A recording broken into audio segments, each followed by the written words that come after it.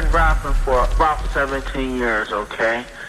I don't write my stuff anymore. I just kick it from my head, you know what I'm saying? I can do that. No disrespect, but that's how I am.